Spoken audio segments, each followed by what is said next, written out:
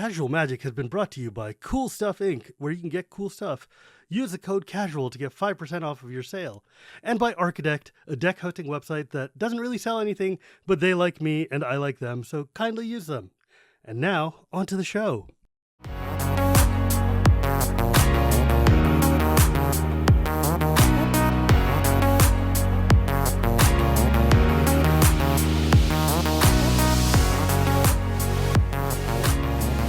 Hello and welcome to Casual Magic, the show where we talk about the fun side of Magic the Gathering. My name is Shivam, Bhatt, and Casual Magic is brought to you by Cool Stuff Inc. and Architect. And today I have a very special guest with me who actually is going to put the casual in Casual Magic, and probably the magic in Casual Magic too, actually.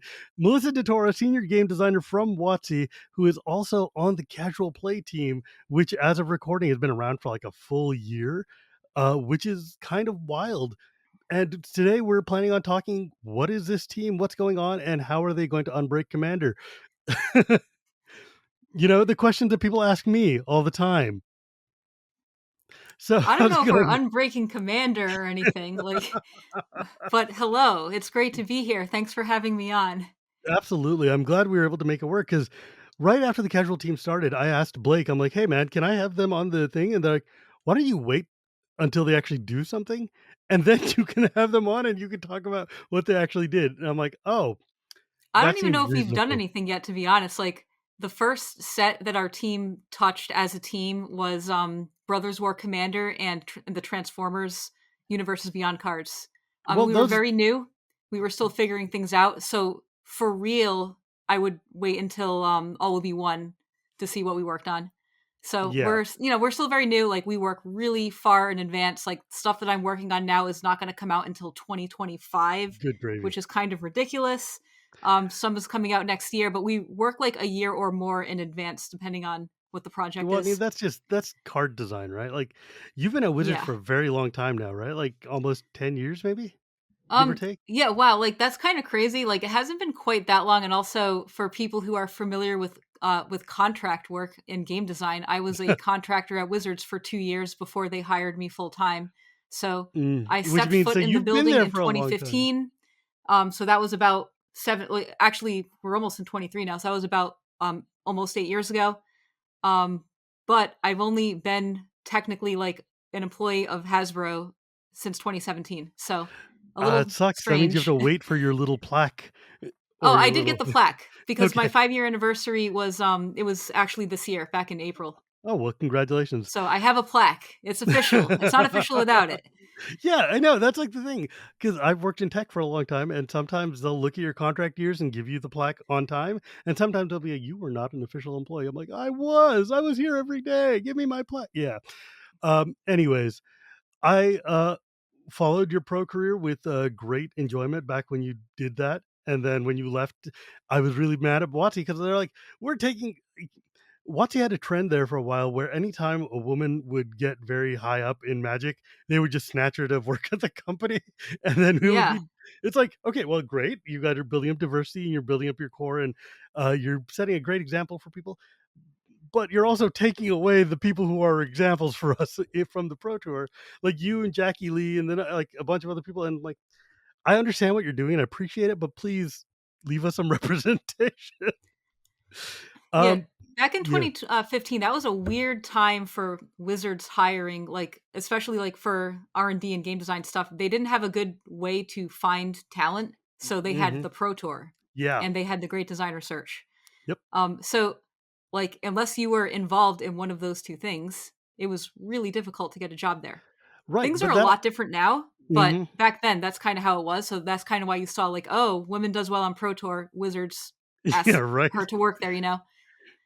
I mean, it makes sense, but also at the same time, that's actually a good lead into this question here, because there was a long time there where, because all the designers at WotC were being taken from the highest echelons of the Pro Tour, all of the designs that were coming out were very spiky or very fast or very efficient or very like good cards, right? Like very powerful cards that when you and like let me just lay out a thesis and then you can tell me what you think about it, right? Sure. Um, so my thesis that I've been working on, as I've been studying these cards for a long time, is that there was a period where we had a lot of pro players coming in to become designers, and they're designing with a pro mentality. They're trying to make standard cards or modern cards or whatever.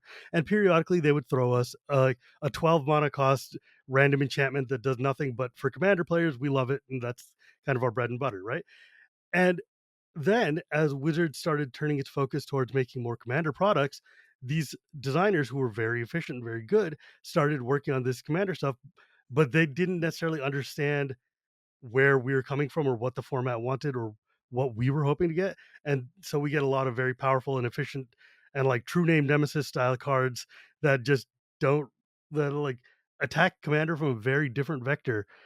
And the speed of the format went way up, the power level went way up, but it it feels like in the past, let's say since like the past 3 years or so, that your design teams have started to understand what commander wants as opposed to just making good efficient cards like, oh, they're like I remember I was talking to Glenn Jones once and he was saying something like, yeah, man, it seems like every commander game starts on like turn 6 or 7. So I thought I'd make some cool low drops because we were talking about dockside extortionists. And I'm like, bro, that's it's true. We have a developing phase in Commander.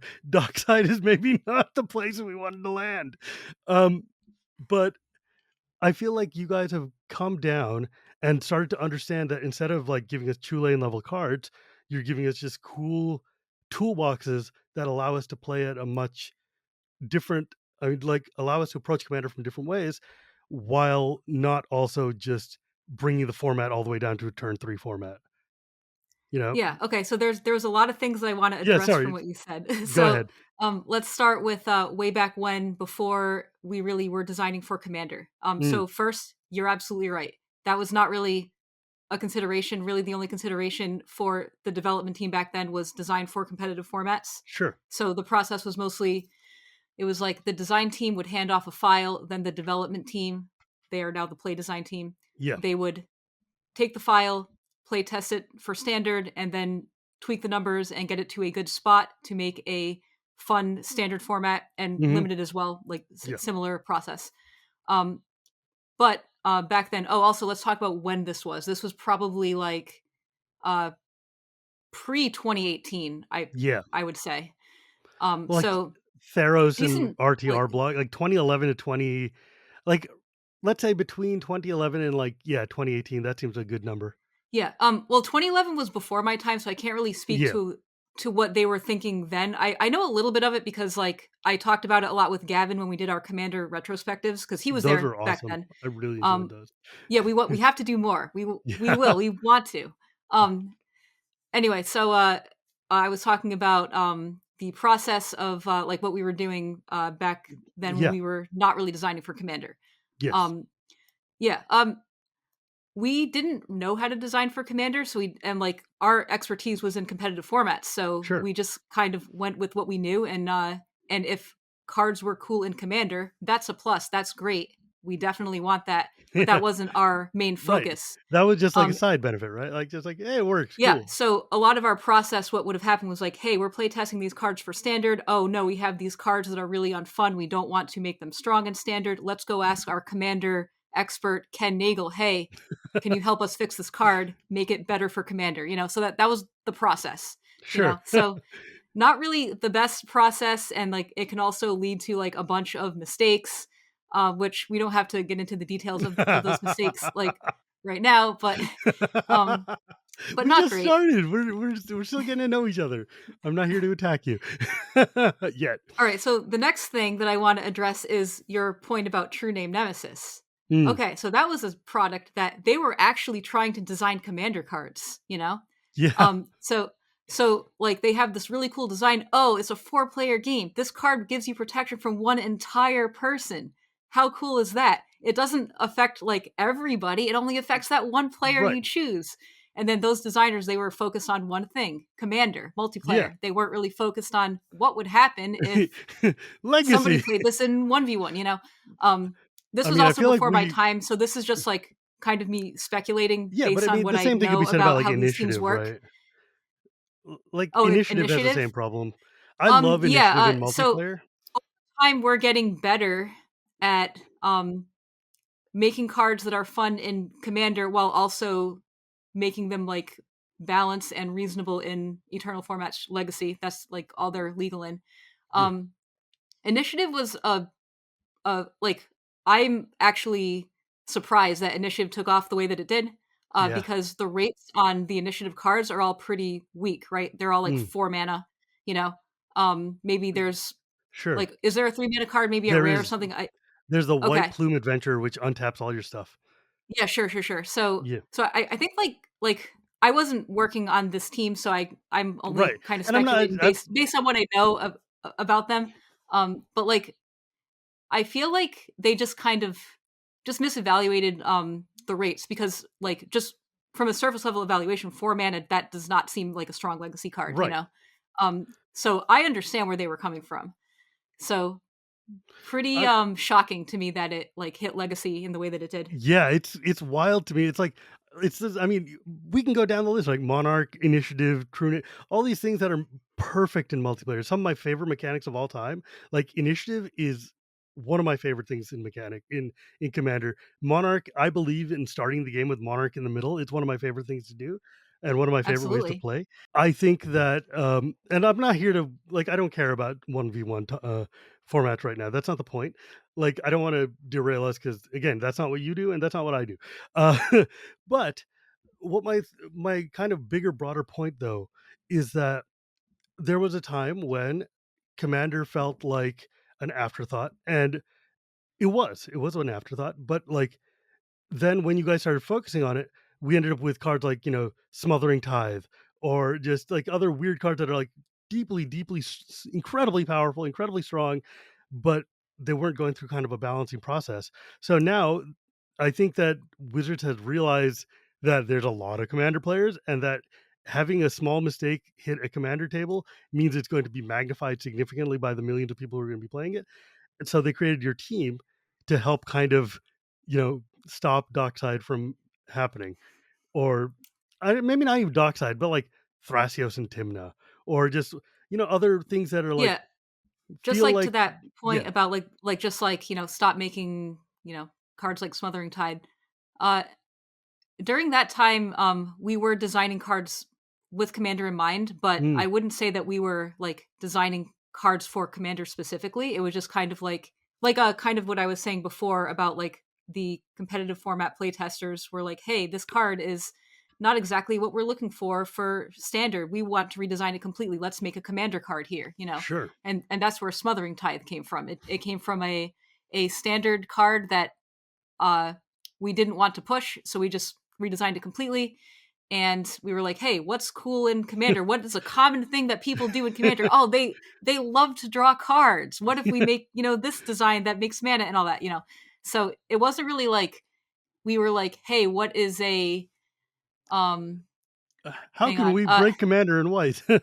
No, like it wasn't like that exactly. It was Yeah. it was just like not like saying, it was more saying like, what do we think commander players want, but we Yeah. didn't actually know what they wanted at the time, and we didn't really understand the format, to be honest. Uh like the designers of Magic during that time period were really focused on 1v1, so it was just kind of like a It- speculating thing, like, oh, yeah. what's strong in Sure. Commander? It seemed like this would Card be draw is cool. strong, ramp is strong, They let's like just make Ristic those cards. studies. Here's another Ristic studies. Have fun. Um, like mind you, I think Smothering Tithe was a very needed card, and it was like when I saw that preview, I was like, oh, this is like a forever staple in Commander. It's one of my favorite cards. I wish it had cost like 1 and 3 white instead of three colorless and white because it needed to be like it being so splashable is the problem. But um, the point though is, I think you're right. I think that like there was a time when the only people in R&D who cared about Commander were like Ethan, Gavin, and like Ken Nagel. And Gavin, Yep. even then, he was still a very spiky Gavin. This was before he kind of like turned into Yeah. Yeah, coin like flipping if Gavin. you like listen to any other Gavin podcast, like I'm sure he was on one of yours He's at one been on point, like 12 of mine.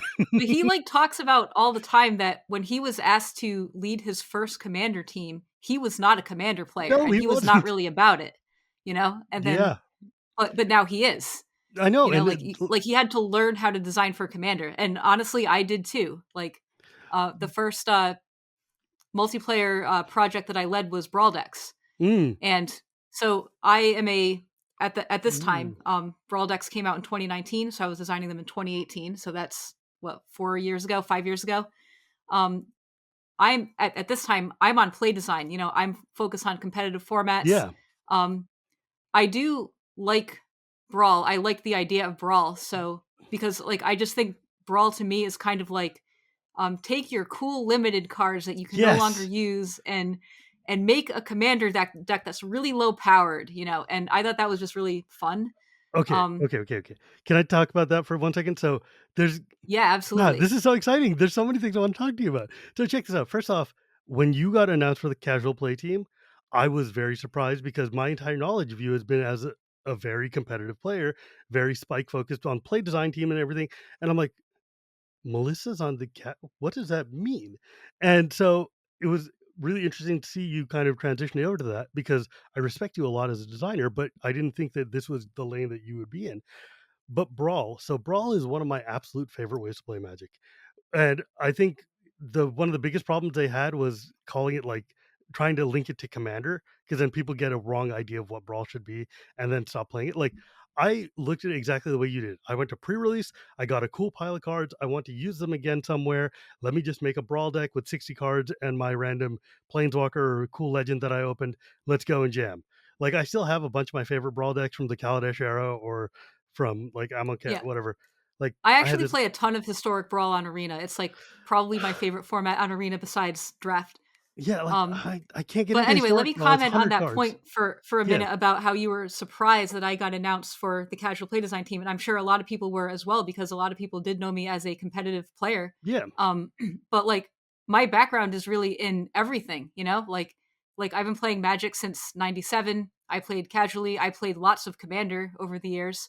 I worked in game stores, so I like Do you know, know what the at people are least doing? like I understand like that casual players exist because when I was working in game stores, they would come in and buy all this weird stuff, and I was like, I don't understand. They don't play this in standard. Like, What why are did you they doing buy with this? Magetta I the don't get it. Lion? What do you need this crap for?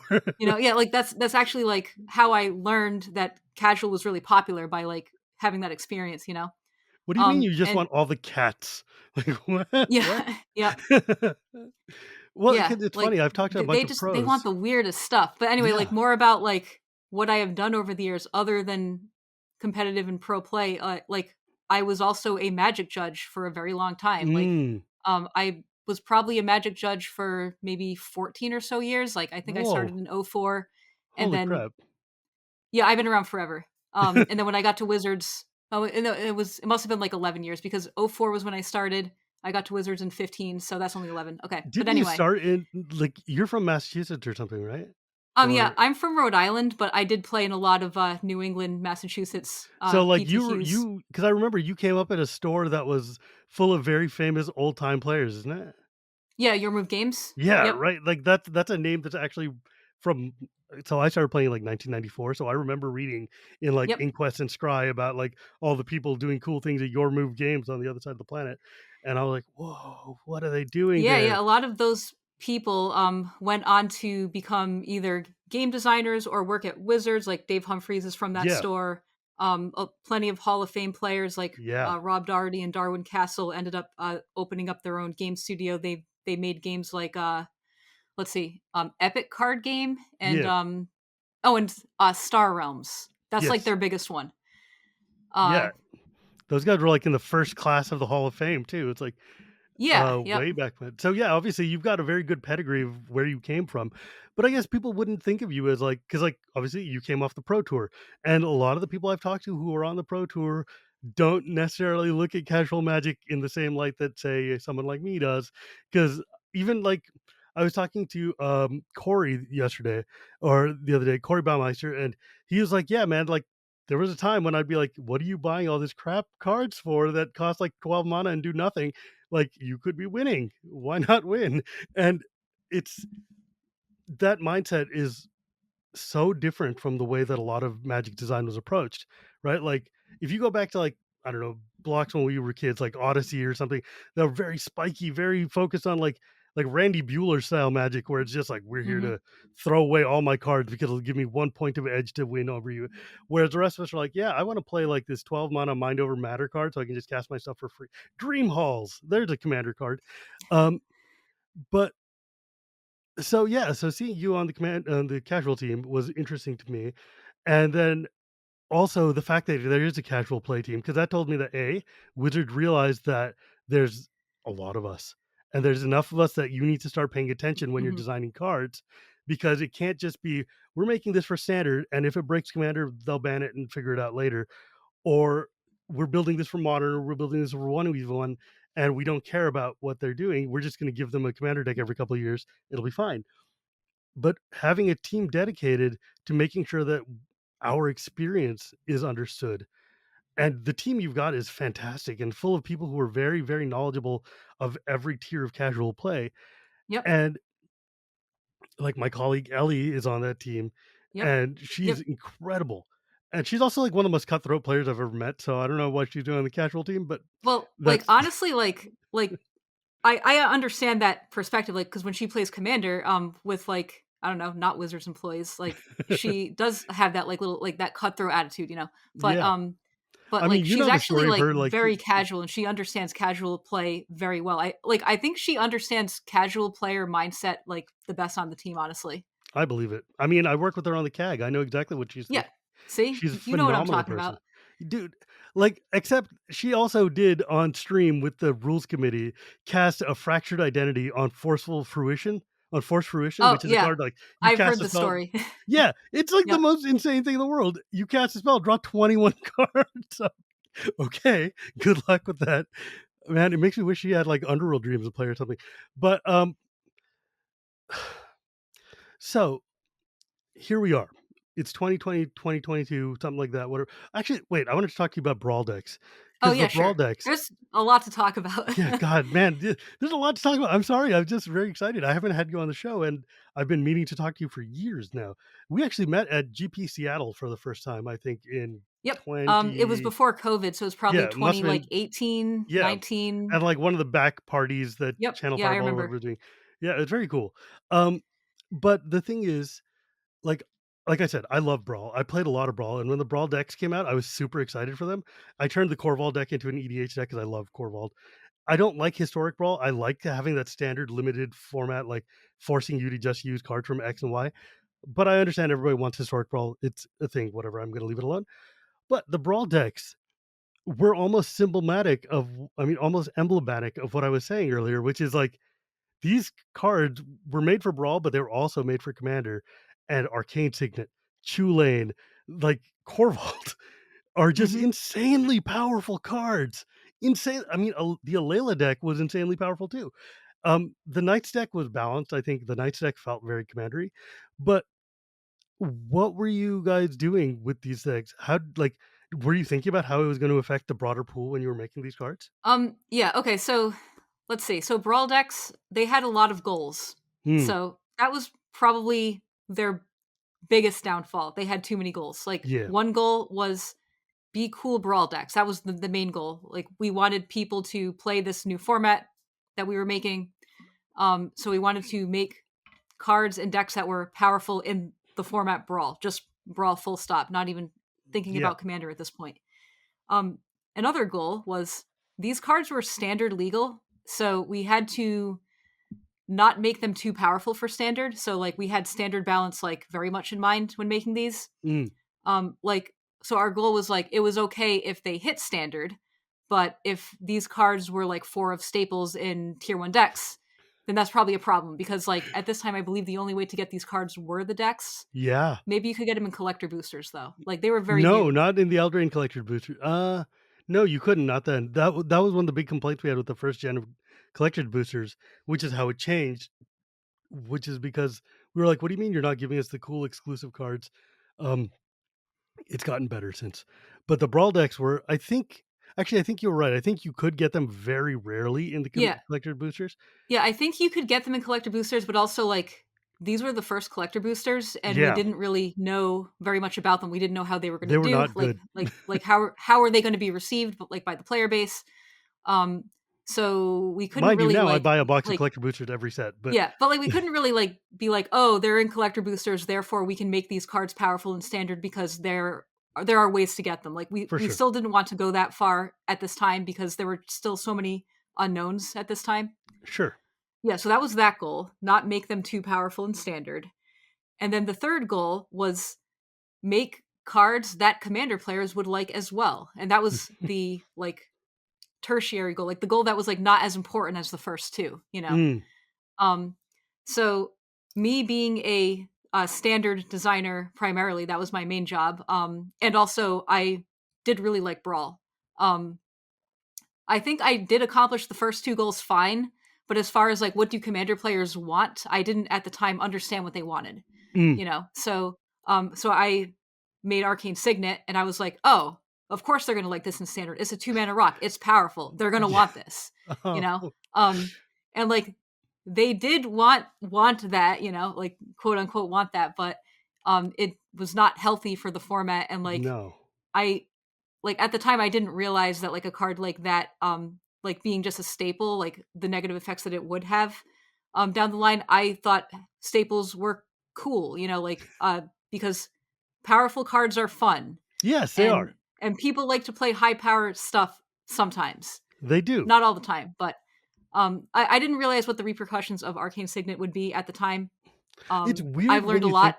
yeah, it's weird when you think about it, like, in hindsight, when you think, what is the like, if I was going and I'm not here to attack you, and I apologize if that's how it comes off, but, like, if I think about what the biggest mistake to come out of design for Commander in that era was, Arcane Signet might be the card that has, like, the most negative repercussions up and down the format because 2 mana rock that hits you for any color, so it's like Command Tower, so immediately pushes every 3 mana rock out of the game, and if brought the speed of the format way down because suddenly people are playing talismans, people are playing the arcane signets, people are playing any 2 mana or less rock they can't.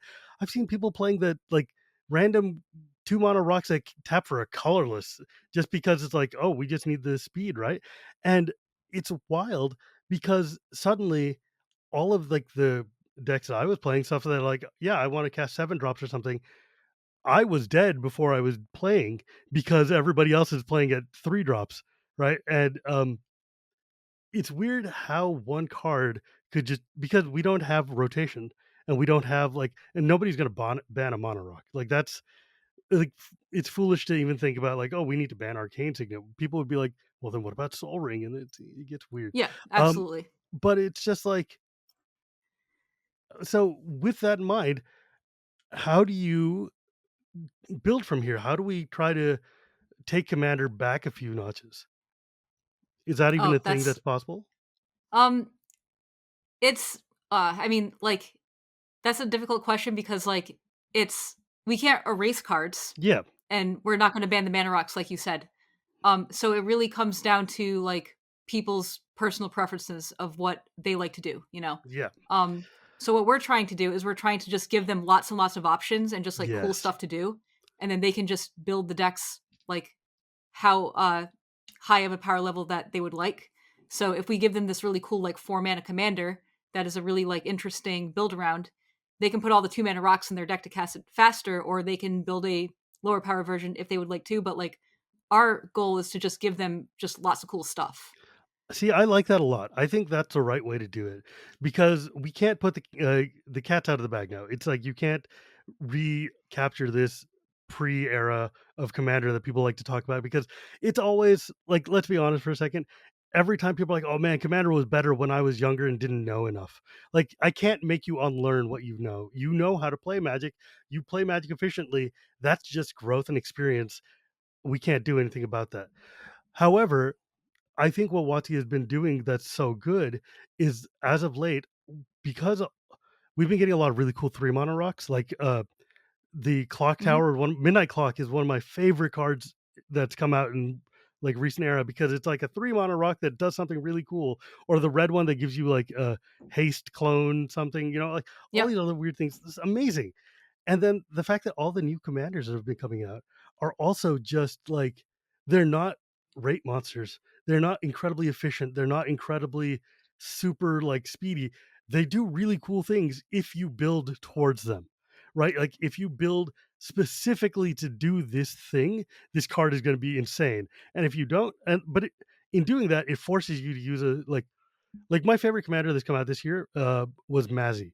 Mazzy came out in Baldur's Gate, and Yep. it's a commander that lets you basically play auras. If the aura dies, you can recast it, or if you put it on somebody else's team, then they get a bonus and like +2 and like trample or something like that. And so that you can encourage other people to attack each other and also be able to recycle your auras. It's an enchantress deck, but it's an enchantress deck that forces you to play a different game than say Tuvasa would, or like another like Sithis or something, because it's hitting the format from a different angle. And that's kind of very emblematic of the way that a lot of these commanders have been being built. It's they're doing incredibly powerful things, incredibly cool things, but they're making you do them with enough like restrictions and enough like tension that you can't just get away with. Like I think the worst card that's been printed in Commander was Golos, right? Golos let you do Yes. everything for free, let you get a commander tax reduction, and then let you spin the wheel on top, which is like playing Golos in Cube is one of my favorite things to do. I love Golos, but like it's as bad as Aetherworks Marvel was in Standard that year. Just like it's too easy to get too free, and Yeah, that card has, like, several problems that we could get into. yeah, But I wanted to comment on one of your points you made about, like, just, like, super niche stuff. mm, So, like, another thing that we're trying to do is, like, not make cards that will just have, like, a high, like, ubiquity rate, you know? So, like, Arcane Signet is an egregious example, yes, but, like, let's talk about a card that, like, I don't know, a powerful green card that is just generic. Like, let's say, um Sakura Tribe Elder. I'm thinking more like of a commander. Like, let's how about, Mm. like, Titania, like, the original one that Oh, I made the love 5/3s? Titania. One of my favorite Yeah, cards so, of all like, time. that card is just a Good. powerful card if you're playing lands, you know? Yes. Like, every deck plays lands, you know? So, it's kinda like if you're building a high power green deck, what's gonna Mm, stop you from putting this card in your deck? It's just so, like, generic and, like, ubiquitous and powerful, right? yeah. So, like, we're trying to just kind of go the opposite directions and give you, like, just niche stuff that, like, you're gonna consider playing it if your deck really wants the thing, but Mhm. give you less cards that are just going to be like, "Oh, every green deck wants this," or "Every Yes. red deck wants a Jessica's Will," or a Dockside Right. Extortionist, you Right. know? Because Exactly those that. cards are just generic and powerful. So, like, that doesn't mean we're gonna stop making generic cards, but Yeah. when we make those generic cards, we're gonna be really mindful of the rate. Mm, So, like, take a card like Jessica's Will. Right now, it's like if you're a red player, you just have to put yeah. that card in your deck, you know? Yeah. Um, but if the rate was a little bit weaker, or like a knob was turned in like such like a different way, like imagine the card was 4 mana, or imagine the card was I don't know, like there are knobs you can turn on that card to make the play rate of the card go Right. down to the point where like not every red deck is going to want to consider playing it, you know? Yeah. Well, I mean, like it's a say, like I was saying earlier, like Smothering Tithe. Smothering Tithe is any deck that's got remotely got white in it. It wants to play Smothering Tithe because it's free, it's powerful, and it does everything for a very low splash. If Smothering Tithe cost 4 white pips, then people would be much more hesitant to play it, and it would force you into a specific niche. Like there was a cool card that came out in maybe New Capenna or something like that. That was like 5 green mana, but it triples the damage that all your creatures do or something. That is awesome. It's super powerful, super strong, but it forces you into like it forces you into a very specific mindset. But I think you're right though, in like terms of like there are cards that are just ubiquitous and all over the place. And if you're playing this color, you're always gonna play them.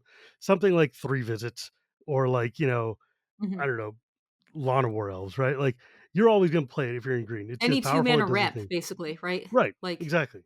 your on color signet, or your I don't know, Yeah, exactly your that. I arcane mean, signet, your soul ring, your like if you're green, cultivate, that kind of stuff, you know. exactly.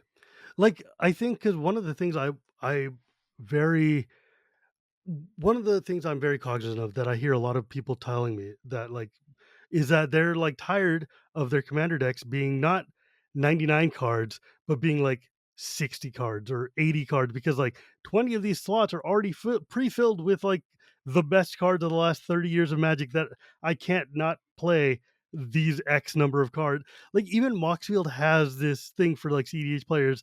Here's a like pre-filled package that you can just get when you're building your deck list out that'll just automatically fill you with commander staples in the color that you're doing. And I was just like, when I first saw that, I was so annoyed. I'm like, why are you doing this? Why are you just encouraging these people to just play the same damn like top 25 EDH rec cards? And then the answer was, we're not doing it. It's these people are filling their decks with these same cards. Might as well just meet them where they are. And that's when I realized that this tier of play and this tier of play are very different because I would never think of here's the best cards in this color that I have to play because I'm playing this color. I'm like, I'm picking this commander who's got this crazy specific theme. So I need to have cards that fit this theme. And like my signature deck is a soldier's deck. It's a red white soldier's deck Mhm. that's run by Tajik. Every card except for like two are soldiers in it. And those two are tangentially related to soldiers so that they have to be. And so like it forces me like whenever you guys put out a really amazing card that's like perfect for white and it's like answered all my questions, it's the solution to all the problems I've ever had, but it's a knight. Nope, can't do Yeah, it. Can't you put it in can't my play it. It deck. has to be a soldier, Right, yeah. it's got to be a And, soldier for my a soldier lot deck. of players build decks like that, for Yeah, sure. Like, a lot of players build for more thematic and less power, you know? Like, I think a smaller percentage of players build for like, with the highest power level in mind. absolutely.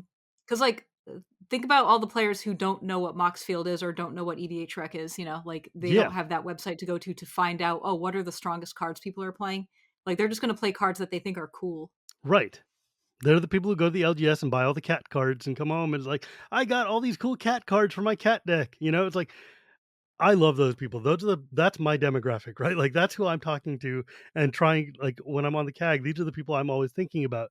Cuz on Twitter, on like Reddit, on all these things, the people who are engaging here are the most engaged and the most like hyper focused specific type of players who want to get the most powerful stuff. And like CEDH, you see a lot of content creators playing CEDH and making CEDH content because it's very spiky, it's very focused. But my worry is that I like let me back up here a step. What I'm trying to say is the fact that there is a casual play team that considers how cards impact the experience and the environment of how they're being played is very, very important to me because it means that instead of just having people aiming for that top 1% of player who like the cards that are going to be amazing in standard and modern for that top tier player are also going to be kind of amazing too. And being able to crank that back down and say like, hey, if we make like these weirdo variety cards that are out there, like the new Lost Legends that came out in Dominaria, like Mhm. the Jet O'Jonin or General, whatever, um, Yeah, those Torwalkie were and things like that. super cool, and our team Super didn't cool. exist then, but, like, I remember I did, play test these cards to help out Ethan, who was basically, like, working on this project by himself. Yeah, I Um, know. Is yeah, yeah, and, like, they were super cool, so, They um made me so happy. The existence of those cards, like for instance, aside from the fact that I've been like trying to get Jedit Ojonin to come back into, like to come back for like decades. Um, the fact that they exist and they're so narrow and so weird and so cool, and I love that. Like, there's one of those which even like, um, hang on, I gotta find this card because it's so bizarre. It's this one that like hits a tribal that doesn't even exist yet. Um, there was a desert card, there was a yeah, dwarf card, the dwarf I card. don't think there was any other tribal stuff. Yeah, it was a dwarf Was card it that the I was thinking of. dwarves? The Yeah, dwarves, she's okay. like it's like green red dwarves. There's no green Yep. dwarves. It's like Nope. what is going on? But it's sweet. I love that it exists because like why not? That's super awesome. Lady Votaria, she's a 3 red green 5/5 that says you can tap 3 untapped dwarves you control rather than pay this spell's mana cost. And at the beginning of each end step, if a land you control was put into a graveyard from the battlefield, reveal the top 4 cards of your library and put any dwarves from among them on into your hand, which is Mhm. like the weirdest card ever. I love it because A, there's no green dwarves. B, all the dwarves suck in red, right? So this card is like it's giving people who are very dedicated to an idea a super niche, super rare thing to like aim for and build towards. That's not going to be very powerful, but it's going to be hella fun. And when it goes off, they're going to have a cool story to tell. And that's what I want to see out of like what your team ends up doing. Um, but I've talked a lot, so I want to hear, how did they approach you about this? About About starting the the team. Yeah, about like the casual play team. Like Oh, how sure. how did this come about, and like what Yeah. have you Okay. guys been So doing? so first, let's see. So, like I was saying way at the beginning, there was a time where Commander wasn't really designed for, Mm, and we made Commander decks, and designers who liked and enjoyed Commander would work on those. sure. Um, but those projects didn't really get any attention from people who had a good eye for like power level evaluation and balance and that kind of stuff. Mm, Like so, like for example, we have a play design team. yes. That team would not work on Commander decks, so it was mostly just worked on by people who liked Commander. Yeah, because I mean, play design is run by like Ian Duke these days, isn't it? Or Not was? anymore. Now it's Andrew Brown, but Mm, Ian ran it like when the team started. Oh, this is like a tangent. But when the yes. team started, Ian Duke was the technical lead.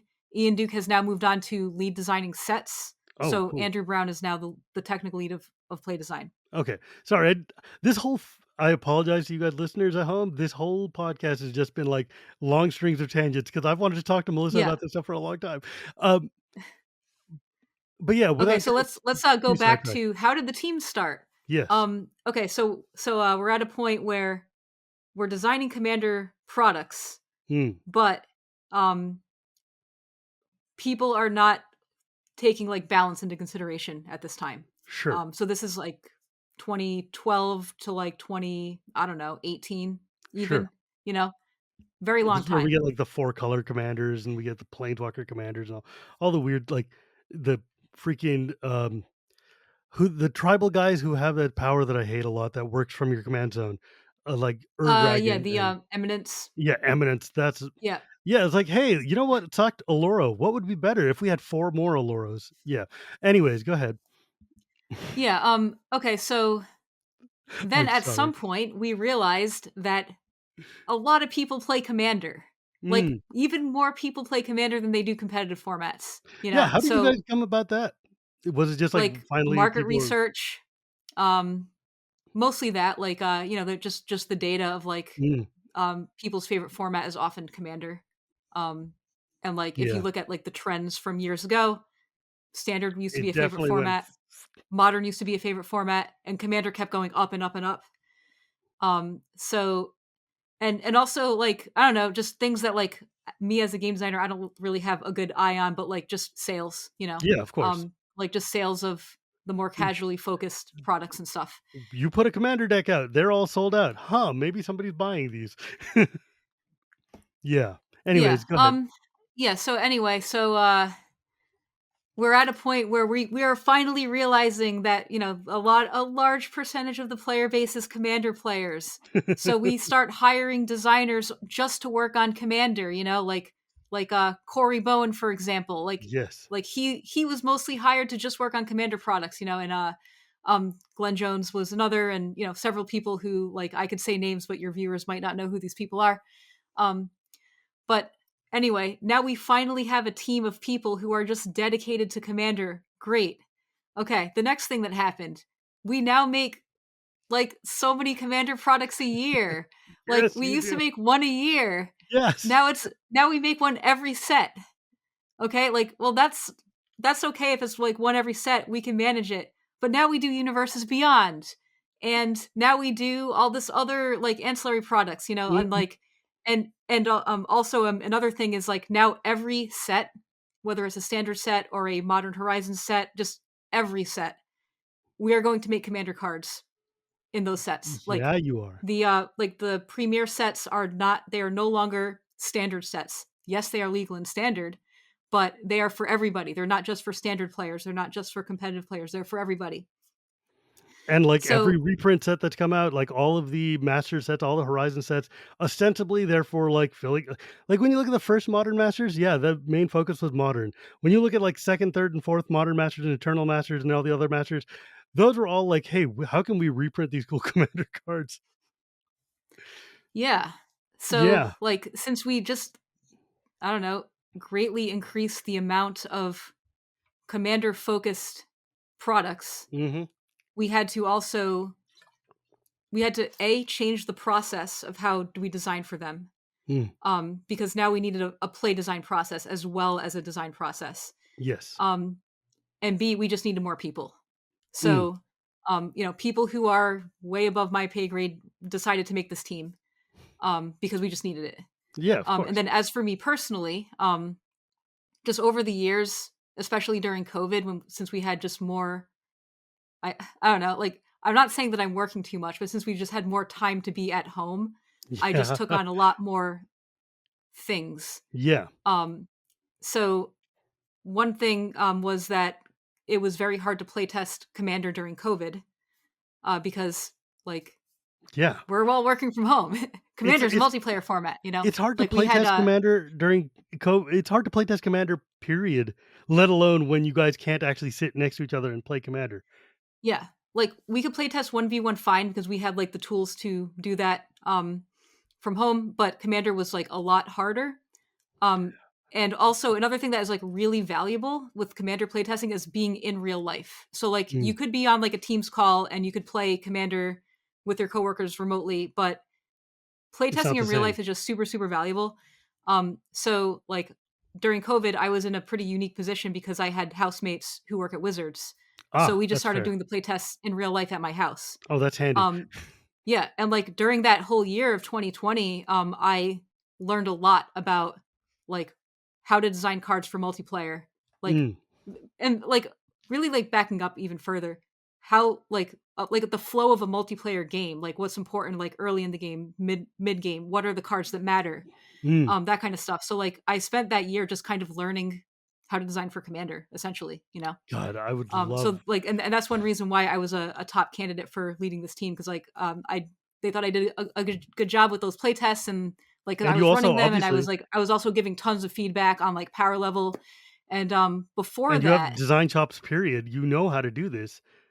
yeah, like I had play design chops, right? Like Yeah. I understand power level evaluation and like um when a card is strong versus when a card is weak and that kind of stuff and like uh before that, like in commander design, that was not really a consideration.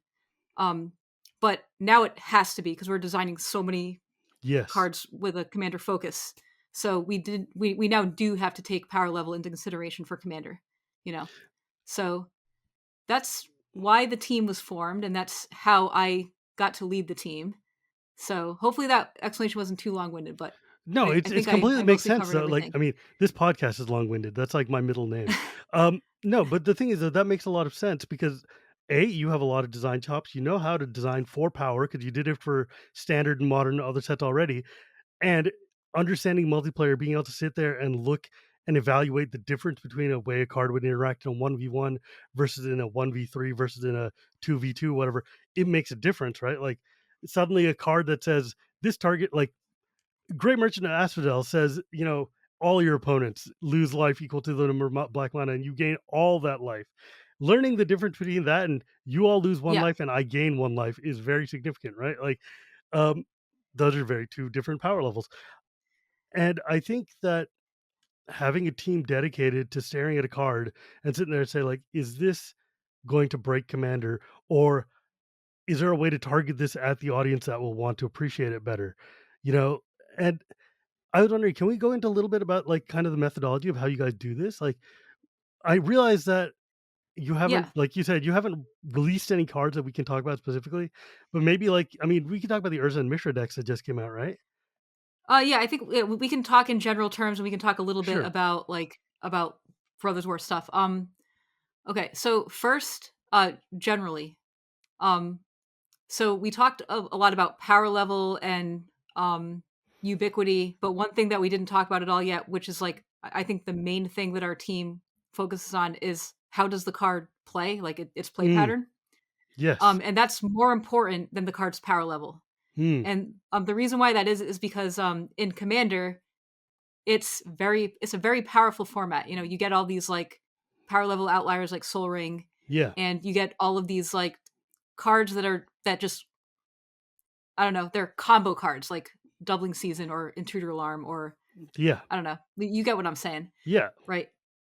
And there are so many cards that we could make that just, if the person, if they draw their Intruder Alarm, you go infinite and like the game's over. Or like if they have the turn 1 Soul Ring, this card comes down too early and is too powerful. So since those exist and they're not going away, we can't like really design like with power level in mind. I mean, like we can to some extent, um but we can't really like balance the format because of these power level outliers. Mm. So what we focus more on is the card fun to play? Mm. Just very simply, is this card fun? Yes. Yes. So we do a lot of play testing and we just do a lot of theory crafting. Since Commander games take so long, Mm. we can never play test as many games as like the competitive play design team, who they Sure. just, because if there's 8 of them, like 2-player games, they get to play so many more games than us. There's Right. only like 5 of us. So we play a lot less games. So that means we have to do a lot more like extrapolation and like theory crafting, and think of like, how is this card going to play in the most average game type of thing. Yeah. I mean, the thing, like, I remember I was talking to Rosewater about this. One of the challenges of Commander in general is it's singleton as opposed to four ofs. So getting that one card that you're testing to show up is hard already. And then having it show up in a way that's going to be advantageous for that card to show it off in the best possible light or the worst light or whatever. You don't know what the rest of the table is going to look like. You don't know, you can't sculpt your Yep. hand to play this half of the combo to make sure you get the other half. And so testing for Commander is a real challenge, even for like me who's not trying to make commander cards, right? Just like looking at a card it's hard to sometimes you don't understand the power of a card until you see it in play and then you're like, "Oh, that's bananas." Right? Like Yep. Yep. um Like for example, let's take about a card we were just talking about, Smothering Tithe, right? mm, So something that our team would do, like our process for determining like how does this card play, put it in play, just like put it in play and see what kind of impact does it have over the course of the mm, game.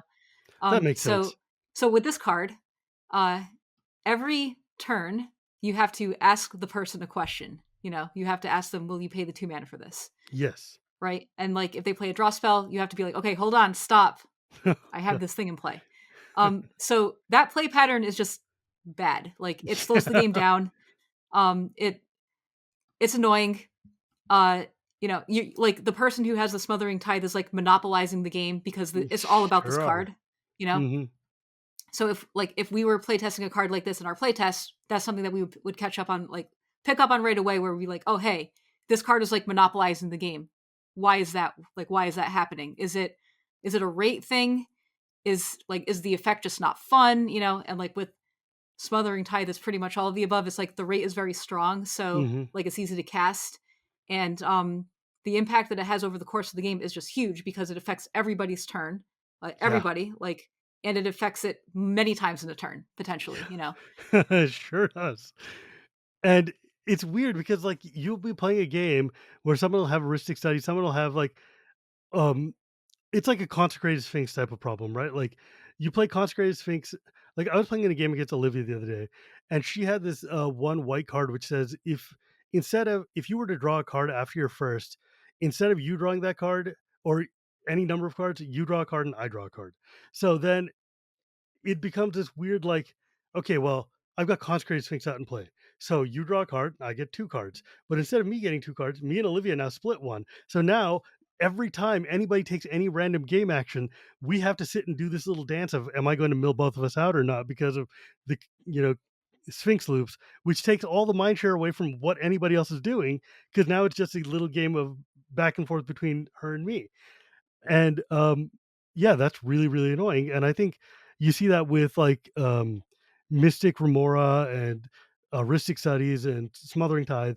I mean, I love Tithe. I think it's one of the best cards. That it was a deeply needed card and I love playing it. I love treasure tokens, but also having infinite treasure tokens is a bad thing and we shouldn't. I hope you guys crank back on the treasure tokens a little bit. So So let me ask you, why was this card deeply needed? What did it need Because specifically? at the time when it came out, white was dead last by a lot in ramp, in having any kind of mana acceleration, in being able to even catch up to a game. And a lot of the tools that white was using are have been phased out of Magic, or phased out of commander play. Like, we can't really wrath as much. We don't really have land destruction stuff. We don't have equalizers like balance or whatever. So in order for white to be able to catch up, and like all of my decks, like Boros at that time sucked, right? Like Boros was terrible. Red For hadn't been sure. revamped. White hadn't been revamped. So getting a Smothering Tithe meant that my Soldiers deck would actually be able to rebuild itself after like you wrathed away all my tokens. I could have mana to be able to do something. And so it was important. I think you guys have gotten a lot better about like there's a lot of these new cards come out that are like let you kind of land tax and fetch planes out of Yeah. your deck instead of giving you extra treasures. That might have been the direction to go instead of just giving infinite treasures. Yeah, But I think like you kind of answered like what I was trying to get you to say. Like the short answer is white needs ramp. Like yeah, white just doesn't ramp very well. It just massively needs ramp. yeah, And like the solution at the time was okay, we're just going to give white the ultimate ramp card, but like what we should have done instead was just give many ramp cards over a longer period of time that were weaker. So yeah. this way, like, if you do like a few ramp cards a year or like 3 years from now white can keep up with the other colors, Yeah, like there was this card that came out in Baldur's Gate called Deep Gnome Terramancer, which is a 2/2 flash for 2 that's like says whenever one or more lands enters the battlefield under an opponent's control without being played, you can search your library for a plains card, put it onto the battlefield tapped. Right? So that Yep. basically means when the green player goes and rampant growths out, then you get to get a plains too. Like that's a very white way to answer like their constant ramp and keep you in the game, as opposed to everybody's drawing cards. So you're now just by the time the turn comes back around to you, you're gonna have like two D20s worth of treasure in front of you. And it's absurd, Yep. right? Yeah. Like, and then somebody's just gonna like play dockside and then they're like, oh well, you have 300 treasures too, and now the game is over. Um, yeah, I don't know. I think mana acceleration. There was a period of like 2 years in there where it just got way out of control, and I don't know what to do about that. Well, like, I mean, we can't change the cards that we made over the past few years, but Right. like we have gotten a lot better at recognizing what are the problems that a color has and how to fix those problems. Mm. So like white card draw is a really good example. White was just the weakest at card draw and commander by a lot. The Yeah. weakest color by a lot, not even in card draw, the weakest in everything. Yeah. But in 1v1 formats, white is always one of the strongest colors. Like if you look at like Pro Tour results, you look at Oh, like yeah. top decks, white is always up there. There's like white weenie is always very powerful. Right, but I mean, White control uses like Wrath of God effects and stuff like that. like, but think But about why like that is, they just right? don't Like, scale well in Commander. exactly. Like, if I'm sitting here and I've got like I play a white weenie deck in Commander, right? I put out a whole bunch of 1/1s in a 1/1 on a one-on-one game. You've got 20 life. I can nail you down easy. In a four-way Commander game, that's 120 life I have to nail down, and Yeah, my for 1/1s are sure. not going to cut it, right? Like, even with all the Cathar Crusades or whatever in the world to like make guys super big, and then I can like my removal in white is like Oblivion Rings. There's sword splashes, lots of you know one-on-one like one for ones, right? Like I can lock down your commander, or I can plow it, or I can turn it into an elephant or whatever. If I wrath, I'm going to wipe my own board out, and I can't rebuild because I'm all tokens, or I'm weenies, or I'm something crazy. I think you have started understanding that and started aiming for that.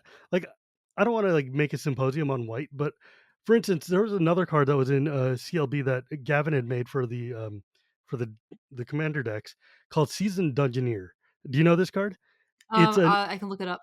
Yeah, it's an initiative card. It's a 3/4 for 3 and a white, and it says when it enters, you take initiative, and then when you attack, target attacking cleric, warrior, rogue, or wizard gains protection Yep. from creatures till end of turn. It Yes. explores. So it just becomes unblockable. Yeah, this card is absurd because it's not just when this thing attacks, it's whenever you attack with any card, one of your creatures becomes indestructible, and then it also explores on top of that. This is like 6 layers of insane, this card. Um, but it's cool. and it's also good for white in a white way that doesn't just overwhelm the table, and it also doesn't force the questions that you were asking earlier of like, "Do you pay the 2? Do you pay the 2?" No, this card's just awesome, but it does it for me without disrupting you. Uh, Yeah, so the point about like white being very powerful in 1v1 mm, and so in Commander we already established the weaknesses are card draw and ramp, right? yeah, Okay, now imagine you just give white better card draw and ramp. sure. Well, now 1v1, white is just going to be even more outrageous, right? Like you Yeah, can't just give like white those tools. You have to give them in a way that like uh scales not scales, like you in have a to way give that's it in a good for way. multiplayer, but bad for Yeah, one-on-one.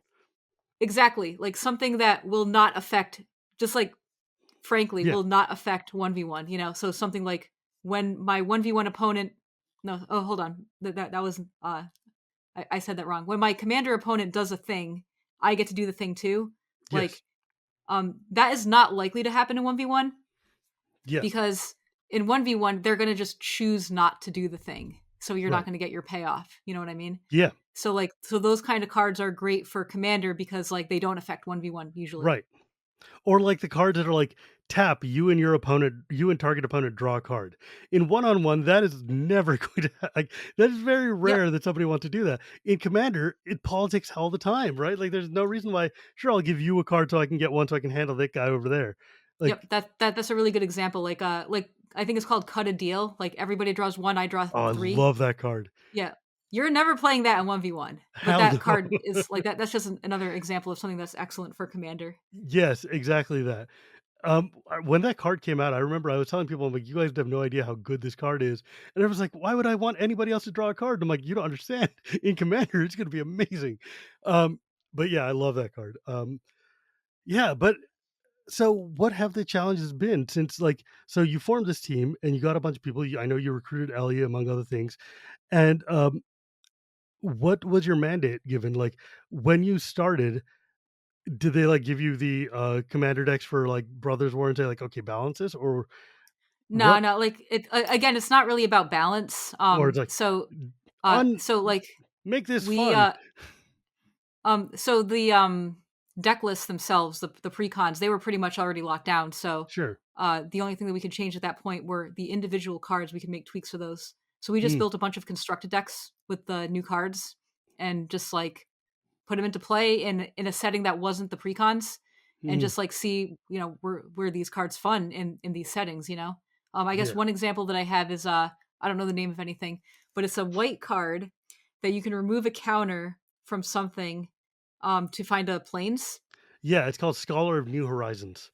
It's a All right, one I'm and gonna white look this one up. 1/1, So and it enters the yeah, so I battlefield with remember yeah, go this ahead. one was one that we played a lot of because like the applications of this card are just so broad, you know. Mhm. And you could never really see the power level of this card in the commander precons that have just like a fixed low power Yeah, level, you know.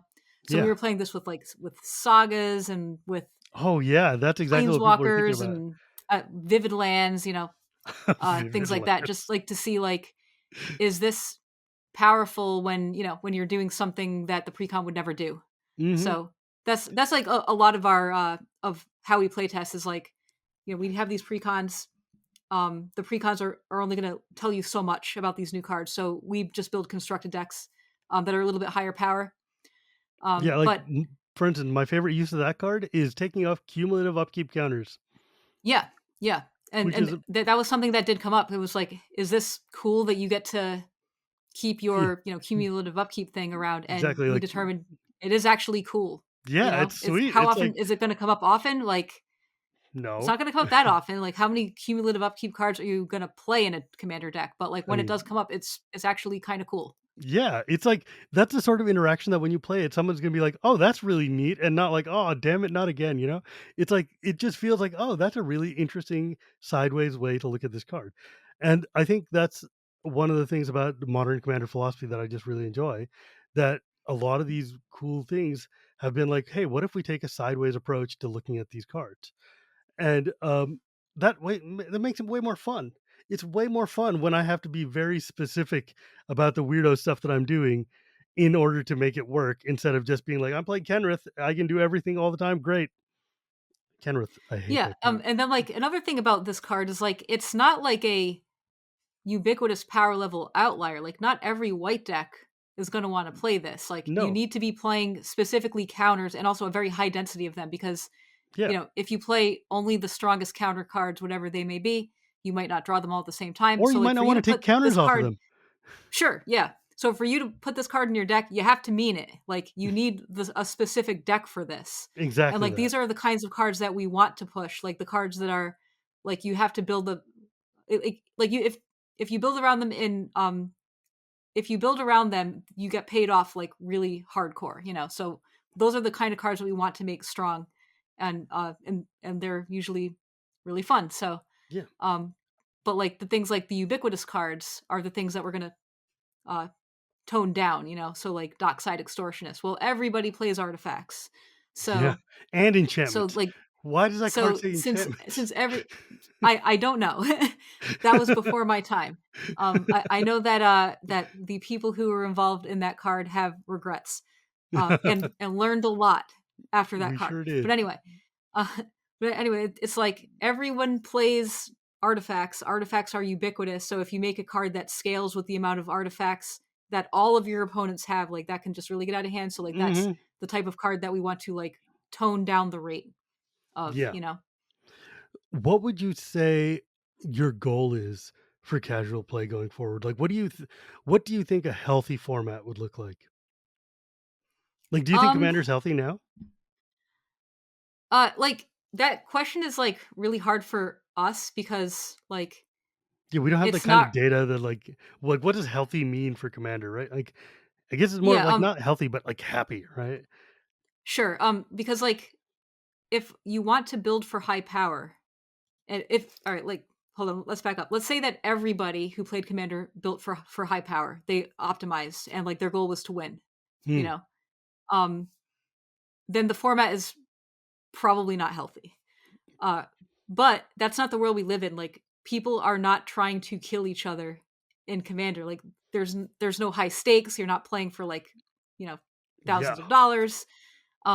You're just playing to just have a good time in a social setting. So like the goals are just really different. Right. So Like, like with that in mind, then it is healthy because players can just play whatever they want. Like they can choose yes. not to put Dockside in their deck or whatever. How do you answer the question that I get often?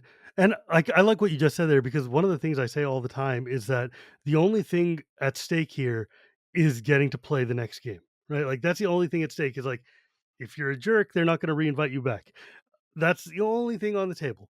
But how do you respond to somebody who sits there and says like, I have to play Dockside because everybody else is playing Dockside, and I want to keep up with them at the LGS or whatever, where they're Right, playing yeah. like cutthroat So, hardcore. like, I mean, we can't like erase Dockside. Yeah, So we all we can really do is just not make those mistakes, not make those types of cards going forward. So, yep, like, um, when an effect is so powerful, like we are going to be mindful of the rate. right, So with Dockside, like that's the answer. But like also with stuff that just have really terrible play patterns, like a Ristic Study. You know, mm. like So those what? are cards that we're just not going to push on or even make. Sure. Like those cards are just more annoying than they are fun, Can and I ask also you what you stronger think? than they are fun. Yeah, that's also true.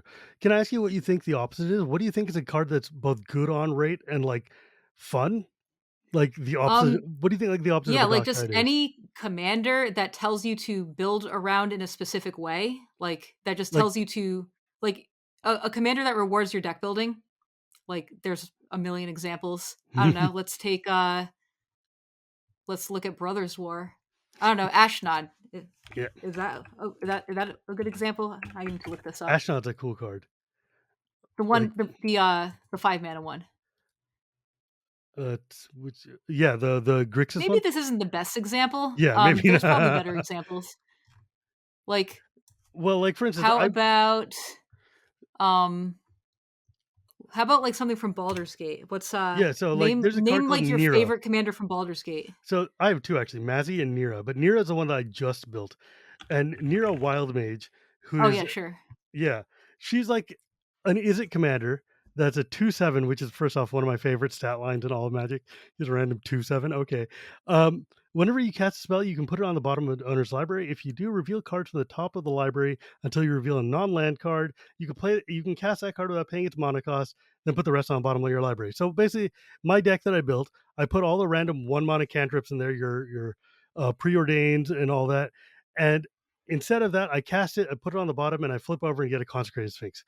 It's chaotic, it's weird, it's fun. Yeah. Sometimes if I have scroll rack in play, then I can pick what's coming. But otherwise, it's just like maybe it'll be Niv Mizzet, maybe it'll be a counter spell. Let's see what happens. It's like it's I don't think delightful. this card is the best answer for your question because this card Probably is not. really random and it's like not that strong on rate, but maybe Mazzy is a good Yeah, one no, actually. this is it. Just you were like, "What's your favorite commander?" And that's like my favorite All commander. right. Mazzy is probably a better example. Yeah, Mazzy is Like very balanced. this rate is fine. Like it's not like a very pushed rate. Hmm. But it tells you to do a very specific thing, like Yeah. play auras that go to your graveyard. Yes. But when you do that specific thing, then like you just get a powerful effect, you know. Right. So like the answer to your question is just like a commander that just rewards you for just building your deck in a specific way. Yeah. Like Um, I think Baldur's Gate gets a lot of bad rap for I don't know any number of like reprint based reasons, but the commanders that were in there were all just so cool and so interesting. And like for instance, Glunch the Bestower. Have you seen that one? The jellyfish that's yeah, that's one the green white. jellyfish. Yeah, I think that Yeah, card's great. yeah. I've It's only like played it in limited, it was good and but limited too, it's but really fun in limited. it's like a hella good just group hug deck, right? Like at the beginning of your end step, choose a player. They get 2/1/1 counters. Choose a second player to draw a card, and a third player to get 2 treasures. You're just handing everything out. Glunch is great. Um, or John Johnson, the Chaos Crafter, who I've used as my treasure deck. Sack an artifact creature, make 2 treasures. Sack a non-creature artifact, create 2/1/1 Oh yeah, colorless. This oh guy's yeah, that so one's much cool. fun. I don't know. I think every commander that came out of Baldur's Gate, except for Miriam Sentinel Worm, are fantastic. And that's good. Miriam is just whenever a non-token dragon comes into play, you clone it, and that thing is Oh, busted. okay. I think that's actually a good example of like the answer to your question. Like that card is super cool and it's Yeah, powerful. it And if you is. put all dragons in your deck, you get super paid off. You do. So It so is those are the cards that hella I like broken. that are the cards that we want to push and get people to build around and like Mm, those types of cards are healthy for commander in my opinion. yeah, that's fair. That's reasonable, I think. Like I love that card a lot because I love dragons. Everybody loves dragons. It's not as bad as there's a one in Dominaria that came out that was like, all of your dragons have ward too. I'm like, okay, screw you. That's not okay. Um, but yeah, like I don't know, grand scheme of things, we've kind of gone over time here, and I really appreciate you answering all of my questions so honestly. Like again, I'm sorry, I'm not here to attack you. I just think we have the No, same goal in I mind. understand. Like you're not attacking me. Like I expected all of this. This is all totally fine. Like we have the same goal. We want Commander to be awesome. And like I think you guys have been working in a direction that I am okay with. I like where Commander's going. And I think that all the designs since Zendikar Rising, all the Commander decks that have come out, all the precons have been fantastic. They've been balanced, they've been interesting, they've been creating new cards that force you to think in new ways without being ubiquitous that every deck just wants to now have an arcane signet, right? Like these cards give you really cool things. Like they're really cool specific things that you want for any given deck, but not for every deck. And I think that's the sort of design that I want to see you guys do more of. And I think you're getting Cool. there. Okay, Um, I actually have a good example. hit me. So all will be one. One card that you guys know about the new Elishnorn. Oh, geez. What do you Oh, think of that geez. card? Elish Norn, Mother of Machines, man. Yes, Okay, that's so the one. it's a 4/7 for 5. That's already Yeah, hella good. the rate is very strong on this card. Hella strong. Now, it's both a Panharmonicon on legs, which is one of my favorite cards of all time, but then it's also like a Torpor Orb, right? Like, Yep. this is wild. This is like going to be a really, really annoying card for other people to play against. They're going to want to destroy it. It's going to be like leading to pseudo Staxy type things, but in a healthy kind of Staxy way. Like, if you build this correctly, you're putting out things that are going to get really cool double triggered abilities, and they're going to be like dealing with trying to figure out how they can get their stuff to trigger. It's going to be annoying to get rid of because it's a 4/7, but I think it's going to be a more interesting puzzle to solve than some of the other Staxy commanders that have come out. Like, I feel Yep. like of the new Praetors that have come out, this one feels the most fun, weirdly. Like, Shieldred sucks, right? Like, Shieldred is not a fun let me pull up Praetor. Um, like, Shieldred is a miserable card. Um, Yeah, that card is very strong on rate and has an effect that is strong in standard, but scales like yeah, very greatly in commander. yeah, So like that was just something where it was just like, cards have lots of goals, yes, and this Shieldred, one goal is, hey, this is a Praetor. yeah. These cards should be powerful and exciting because like, these guys are just gonna come and mess everything up because they're Right. Praetors, they're evil or whatever. Like, Shieldred in Standard sucks. In Commander, I think this card is fair, right? Like, I can just Swords to Plowshares it or whatever, it goes away, it's fine. And it like, the old Shieldred was also really, really good. But Hmm. the one that bugs me, the one that really just makes me unhappy is a new Vorinclex Monster Trader Oh, from I Kaldheim. love that one. God, that card just ruins my I play decks that use counters all the time, and this thing Yeah. says, like, "You get to put twice as many counters, I get to put half as many counters." And that sucks because all of my Yeah. decks are put 1/1 counters on everything, and you're like, "Well, half of one is 0, bye." And I'm A like, surprising "No." amount of things just put counters on your stuff. Uh, All the time, all the yeah. time. Like I play this in well, in Historic Brawl, the deck that I play most is Minsk and Boo. I love that Oh card. god, But Minsk I and of course Boo. I have Vorinclex in the deck Yeah, you do. because that card is That's great. broken. And like it's just crazy that like how impactful this card is. Because even if the person is not playing a +1/+1 counter deck, cards just make counters like naturally, like all the time. All the time. Planeswalkers, they host planeswalkers, they host sagas. So just like by playing normal magic, this card is just probably gonna hose you. Man, Minsk and Boo. There's a card that's, like, insanely cool and super fun in EDH and utterly miserable in every other format. One-on-one Minsk Yeah. and Boo is just backbreaking. Yep. Like, oh Yep. god, I hate that. I mean, I love that card, but I super hate that card. I'm actually building a deck around it now, because I wanna Well, play it in in on Commander. arena it's 5 mana, so much Oh, more well, yeah, reasonable that's there. true. But, yeah, like, the Praetors, like, I think, Jin Gitaxias is fine. Like, Urabrask is fine. Uh, I think Elish Norn is gonna be annoying, but not as bad as old Elish Norn was, which is one of the strongest Yeah. cards ever, right? Like, For um, sure, for sure. as And long like I'm also just you can like choose how you build your deck too. Like you can right. like if the player wants to build optimally, they'll build like a stack C deck Yeah. that can just like hate out opponents. But if they want to build like, find the most fun and cool ETB triggers, Yes. Like, that's what then I would you do. can do that too. And Like, also it's mono white, so if this card's your commander, yeah, you're gonna have a lot less tools than like if this card was like, multicolored. 3 color or something. Yeah. Like, I think because one of the things is when you look at cards like have you seen Winota? You're familiar with Winota, right? Obviously. Yes. Winota, one of the most busted commanders to come out in the time of Yeah. I worked on this card for standard. So yeah. like, this was 20, I think it came out in 2020, which meant we were Yeah. working on it in 2019. So a time where we were designing cards for commander players, but not necessarily designing cards with For the commander in format. mind. There was a Sure. difference, so Yes. like this one, it was the goal of this card was be cool in commander and in standard and just be a cool card. It is. Like be It's an exciting card. absolutely a cool card. It's definitely an exciting card. But you know what people are using it for these days? Stacks. It Oh, is that's such a insanely bummer. good. Because Yeah. like when you read this card, it doesn't say stacks. It No. says put a bunch of humans and non-humans and tokens Right. in your deck. Because what happens is instead you're playing like your random tokens that your soldiers or whatever you attack with, and then you're pulling all the white stacks pieces out of the deck and plopping them onto the table and making this insanely powerful prison deck out of red white Winota stacks. And it's an incredibly powerful top tier CDH deck.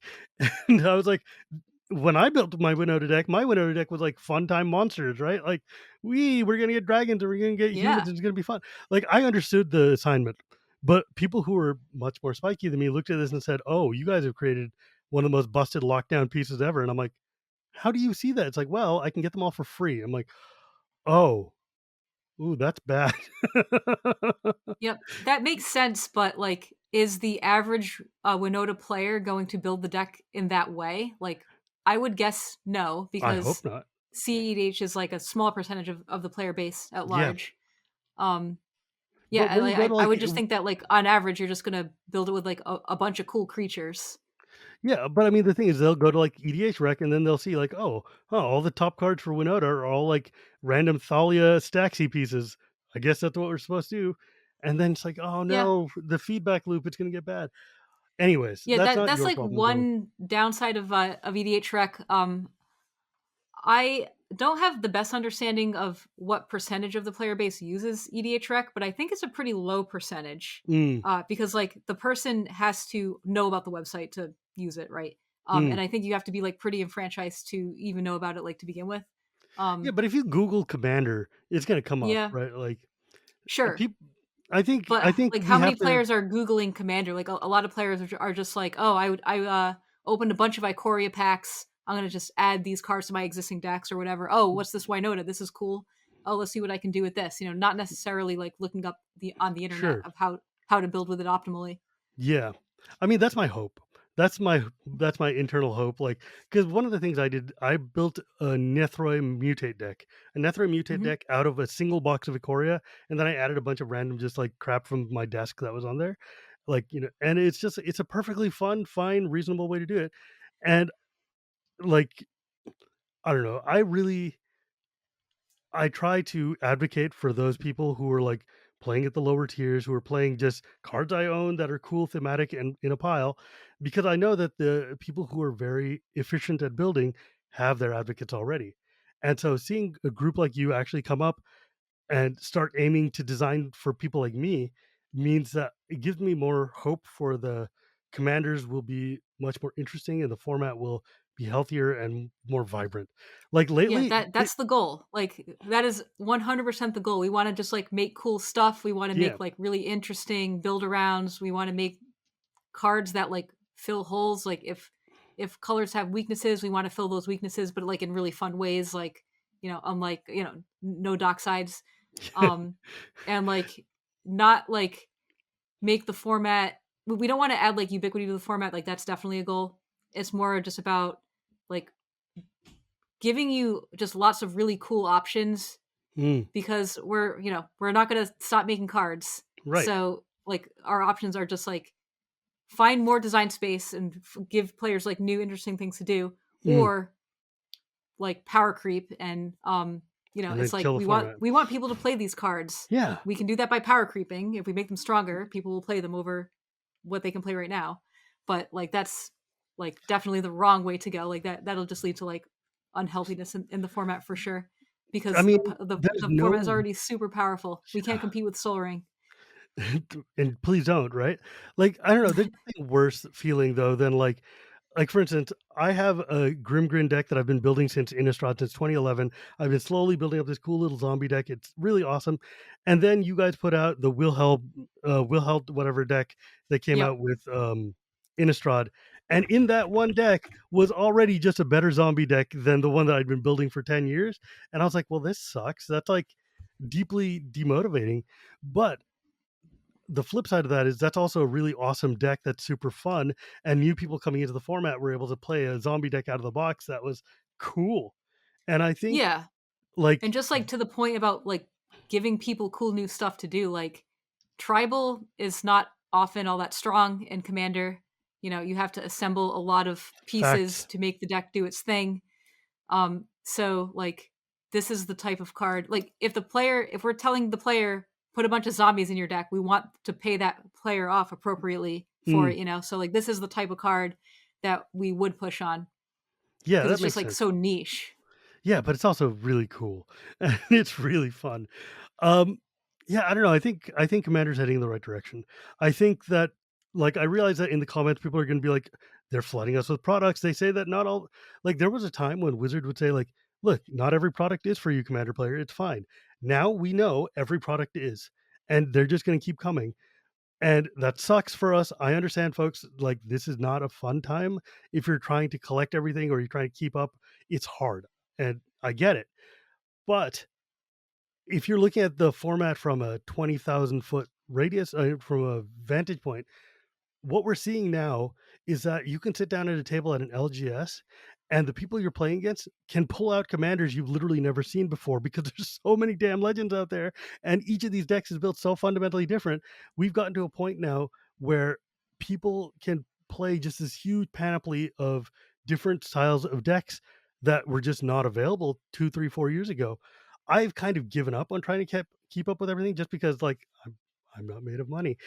But that also means that my entertainment value has gone way higher because now I can sit down and I can play and I see like just infinite decks. And every time I post a random Scryfall, people are like, "Oh yeah, this will be great for my Grankle Flank deck." And I'm like, "What the hell is a Grankle Flank?" And they're like, "Oh, don't you realize it was the third commander that was in the Warhammer set?" I'm like, "Really? Like what? What?" I can't tell if like you're joking. Is that a real card? Is that like an actual uh, card from I have no Warhammer or idea. what? Like, I mean, it's gotten to the point where like I don't even know because there's like commanders that come out in the set boosters that are not in, Yep. and it's just like that's one thing I wish you guys wouldn't do. I understand why, but it's really annoying to try to get those because like I'm trying to get all the Titania cards and it's very hard to do. But like seeing all the new commanders show up in Jumpstart, for instance, super sick. And all these like I love Kibo, the little monkey Oh that yeah, I that's love him too. I wish there was a banana token, but otherwise that card is sick. That card is hella fun looking. I Or did we not make a banana token? no, Jumpstart doesn't come with tokens. Oh, There's no I banana token. I don't know. That's I don't do tokens. Like I don't know what they do with the tokens, Yeah, but well, that's unfortunate that there's no banana token. We'll it's have to it's make one someday. someday it'll be in a secret lair and I'll get a banana token. It'll be amazing. Oh yeah, But maybe like an ape or a monkey secret lair. wouldn't that You get be all the insanely cool? Ukamis. Yeah, that would be amazing. I mean, I would pay for that. But like, for instance, the preview I got for Jumpstart, Agris costs the Eternal Soldier, which is one of the coolest new Boros cards I've ever seen. Vigilance 3/4 that when you target it with an ability that just targets it, you can pay one into Boros. And if you do copy that ability, so if I've got like a tap add a 1/1 counter to the thing, I can add it to this, pay one in red, one in white, and give it to my whole team. And with this guy, there have been so many cool like ways to give abilities that have just this card forces you to look at your card pool, think about it in a way that you've never thought about it before, care about something you shouldn't care about historically, and it's awesome. I love that. And I hope we see more cards like that that give you some weird thing on the card that you don't care about that's suddenly very important. That's so much fun. Well, that is the goal. We're not gonna stop making cards, Well, so yeah. we're gonna just try and make like the most unique stuff we can, just to make make Magic feel different and not too samey. Okay, so here's the final question I'll ask you. Okay. Given the stuff you've worked on, what do you think has been the most important lesson you've taken away from like this year as being dedicated to casual play? Like where do you think casual play can go that will keep it fun and fresh? Okay. Wow. So that's two questions. Mm, But like I as for changed the half lesson stream. one, so the lesson, I think I learned it before we started the team, but I think this lesson is really important, and that all players are different. Mm, Um, in when you're designing for standard, players only care about one thing, and that's to win. They have that one goal. But once you go outside of standard, everybody likes a different thing. mm. So I don't know. Rosewater talks about this all the time, so I might be just like kind of repeating what he said in your last one that you did with him last week. But like if there's cards that like some people are gonna love, and then there's cards that some people are gonna hate, but somebody will love it. And just the point that no two players are the same, and there's something for everybody. Uh, that's it. That's I don't know. Yeah. I mean, I don't know if I'm like satisfied with that answer, but but I guess we'll leave it like at that. I mean, the way I look at it is like every card is somebody's favorite card. No matter how weird or bad or janky you think this card is, someone somewhere opened it and said, "This is my card. This is the card that I'm going to hang my hat on." And once you start understanding that and like realizing that our format allows people to express themselves in a way that's not just the meta, then you understand that we can have real just joy and happiness in this format. All right, I But have a yeah, better way of articulating what I said, hit me. because like the point was really about like how different casual play is from competitive standard. Mm. Like, yeah, so in competitive standard, everybody likes the same thing. It's not about what you like even. You know, No, yeah, everybody will play the strong thing. And then in commander, people can play whatever they want. So it's like just important to like make fun experiences because people will play them, and like they don't necessarily have to be strong. They just have to be cool. So yes, that's it. very fair. And then, do you think that the work you've done, do you think that Commander is going to be an interesting and fun place come in 2023? Um, absolutely, yeah, yes. How is that a question? Like, Yeah, I'm first, sorry. commander No, yeah. already is cool and interesting. It's only gonna get better. Okay, well, then last one. Have you ever played Plane Chase Commander? Sorry, I just got distracted. Have I, Have you a ever random played video just started playing. I was like, "What the hell is that?" Anyway, Have you ever played Plane Chase Commander? I actually have played a lot of Plane Chase Commander. Back before Wizards, uh, I played a decent amount of Commander, and we would often play Plane Chase, but we didn't play like the traditional way. We played the Eternities map Oh, variant. I love that. Yeah, Gavin I Dugan played a lot created of it. it. Super fun. Plane Chase is one of my favorite ways to play. So what I'm saying is make more Plane Chase cards. That's all. Okay, I I understand what you're saying. I'm just putting it on the table. I want more Plane Okay, Chase. Who's your favorite commander? that question is always so hard for me because honestly, it changes all the time. Okay, then what's the Um, most recent deck that you've built out of cards that you can talk about? okay. Okay, that's fair. So, like I said, I do play. Or I have a few answers. So first, we'll start with cards in real life. Um, The way you so I said have that. a Nethroi deck that I think is really cool. Ooh, we should I compare first started lists. playing it on Historic Brawl. Like I said, I play a lot of Historic Brawl. I think it's great. Love it. Everybody should play it. Super fun. And Nethroi was the commander that I like really liked. So I was like, oh, I want to build this in normal commander. Going to build Yeah, this in real life. nice. So that's the one that I built that I really like. I think I have played 0 games with it in real life. So, but I do enjoy the card and the play style, you know, like cuz like the play style of like uh this commander doesn't play like a normal commander. It doesn't play like a creature. It plays more like a spell. You know, you just like set up your graveyard Yeah, and then you just get the spell like effect. I just think that's really cool. yeah. So, that's one answer. And my second answer is Minsk and Boo. Um I don't have a commander deck of him in real life. I mostly just play it on Historic Brawl, but I think that card is just like super fun. It is. And like interesting because it's like red green, which historically is like aggro color pair, but and the card reads like an aggressive card, but You it does get a not play 1/1 that way. every turn. It's like it's a card draw engine, you know. It is. So It is. that's what I like about Minsk and Boo. He's great. Will I ever build it in real life? Who knows? It's hard to build decks in real life. Yeah. You know what? I My favorite thing about playing Nethroi is taking all those cool cards from like the olden days that have 0 or 1 power and putting them into your Yep. deck, like Phantom Nishoba. Giving Phantom Oh, Nishoba a new place to put it yeah. to live is just That's super fun. that one's funny. Yeah. Yeah, like I'll send you my list later because I want your take on it. But anyways, Melissa, thank you so much for joining me today. You've been so candid, and it's been really kind of you to answer all my questions because what you're doing is one of the most important things in our format and frankly our game. Commander's the most popular way to play, and Yeah. having It's people like you care about it means that we're actually going to be like in the focus. So what you're doing is very important for the health of the thing that I love.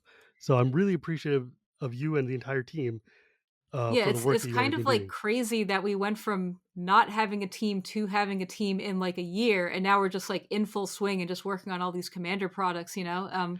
And like I think what we do is very important, just like for the game because not like commander aside, a lot of people just play casually like at their kitchen Right. tables, and Yeah, like exactly. we want to give those people good experiences. I So think it's really excited for the future of yeah. Commander and Magic and casual play in general. We're So just who working is on a on lot your of really team? cool We've been talking stuff. a lot about them, but I haven't Oh, mentioned their sure. names. Yeah. So I think a lot of people on our team are just not going to be known in the community. So Sure. I'll say names, but I don't know if people are going to know Yeah. them. So Ellie Rice, of course, is on the team, who is on the CAG, Yeah. who most people who listen to you will probably know. And then we have Megan Smith, who she She was a plays former some like messed up decks. competitive player. Um, She yeah, made I don't know. Toxrill. Okay, I'm sorry. I don't I've know. had Like I, that card is annoying to me in many levels, but it's okay. That's I between me agree and with Megan. you. Like I think Toxtril does have some problems. But this is yet another tangent. I'm sorry. I'm sorry. You If go for. if I were to redesign Toxtril, I would do a lot of things differently. But I'll just take anyway, the blue that's pip off. Anyways, go ahead.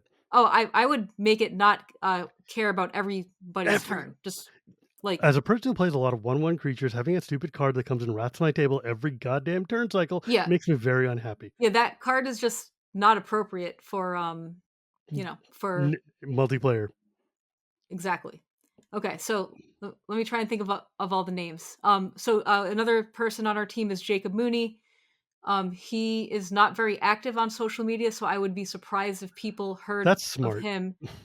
But he has like a game design background. He worked at several game design companies before coming to Wizards and loves Commander. Our team is small these days. Let me make sure. We just had somebody move teams from our team to set design. His name is Cameron Williams. Mm. He was a great asset to us, but he's moving on to bigger and better things. Let's see. Sarah Mox.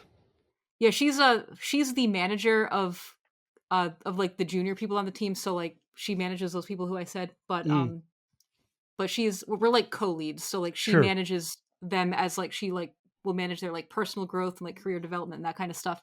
And I'm the technical lead, so I do the game design stuff, Right. the crunchy stuff. And we are hiring somebody very soon, so we will have a new person hopefully in a couple months. Nice. Hopefully Cool. next month, but that's very optimistic. Well, I mean, look, it's Christmas time as of recording. It'll be January when this goes out. And as we all know, the game industry shuts down in December.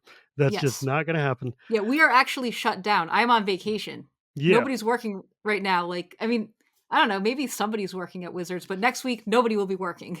Yeah, that's the theory, right? Anyways, thank you so much for joining me today, Melissa. And if people wanted to find you and ask you questions and stuff, where could they go? The best place is Twitter. I'm not really active on social media other than Twitter, so for now it's Twitter, and you can just find me at Melissa DeTora. I also do have Instagram. Maybe I'll start using it more. I'm not sure. Yeah, I But don't know. It's like we're in a yeah, weird quasi space for social media. Who knows? yeah, it's weird.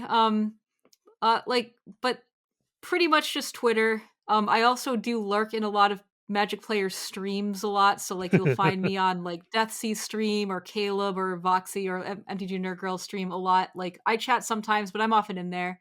So if you see me in there, you can just say hi. Like I don't know, Yeah, I'm in a lot of streams, that's but fair. mostly Twitter. Cool. And as always, my friends, you can find me at Gearboard Gears. You can find this podcast anywhere podcasts are sold or at Cool Stuff Inc. every Tuesday or at YouTube every Thursday. Thank you to my producer, EK. And remember, my friends, it is not magic without the gathering, and we will see you next time.